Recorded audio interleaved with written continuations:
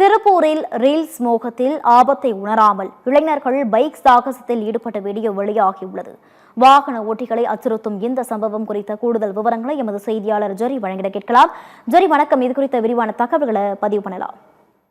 வணக்கம் ஓவியா. திருப்பூர் மாவட்டம் சேலம் கோவை தேசிய நெடுஞ்சாலையில் உணராமல் பைக் சாகசம் செய்து ரீல்ஸ் எடுத்த வீடியோ தற்போது இணையத்தில் வைரலாகி அதிர்ச்சியை ஏற்படுத்தியுள்ளது.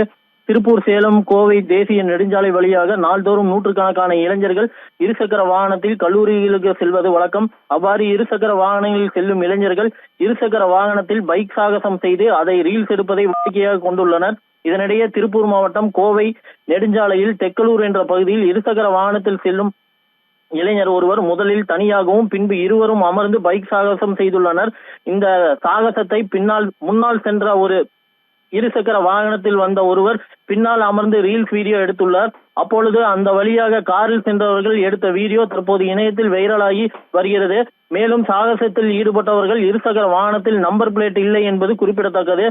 தேசிய நெடுஞ்சாலையில் இது போன்ற ஆபத்தான சாகசங்களில் ஈடுபடுவது சாகசம் செய்வர்களுக்கு மட்டுமின்றி சாலையில் பயணிக்கும் மற்ற வாகன ஓட்டிகளுக்கும் பெரும் ஆபத்தை ஏற்படுத்தும் என்பதால் சம்பந்தப்பட்டவர்கள் மீது நடவடிக்கை எடுக்க வேண்டும் என சமூக ஆர்வலர்கள் கருத்து தெரிவித்து வருகின்றனர். ஓவியா,